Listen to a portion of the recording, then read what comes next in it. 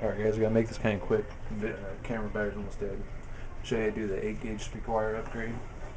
I don't have all the tools with me for it, but you'll need a drill, 1/4 inch drill bit, 1/4 inch bolt, it's threaded all the way to the top, about 2 inches long, 3 1/4 inch nuts, and the washers if you want them. You'll need the 8-gauge speaker wire, terminals, 8-gauge, 1/4 inch stud, strippers, and crimpers of your choice. I have these two. What you'll do is take your strippers. These ones do 8-gauge or 10-gauge. Strip a little bit back. Take your terminal.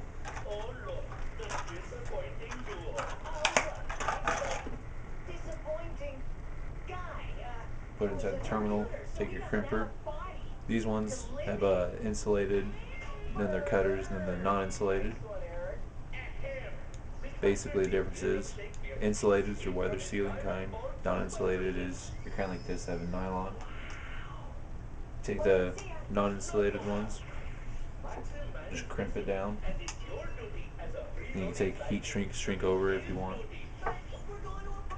For these specific connectors I got from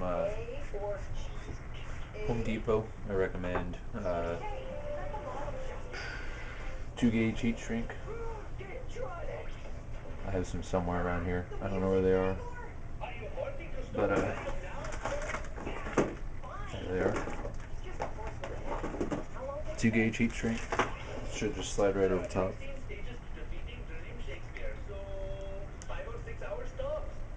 This might be a 4-gauge, but I got some more of it somewhere else.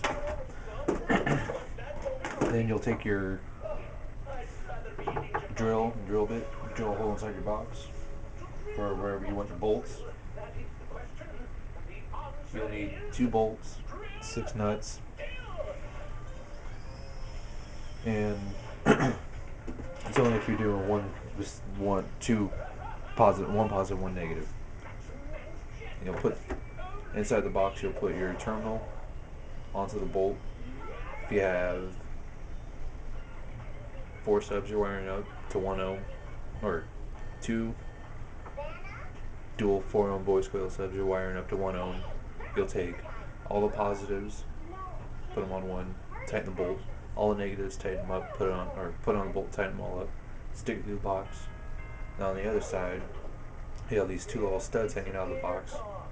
You'll take your positive, go into your amp, and your negative, go into your amp, put it on there, and tighten the bolt. That's the basic concept of it. And then when I did this on my box, I noticed no change in impedance. Before I put the bolts in, I was at like 1.3, 1.4 ohms on the multimeter. After I did this, 1.3 to 1.4 ohms on the multimeter.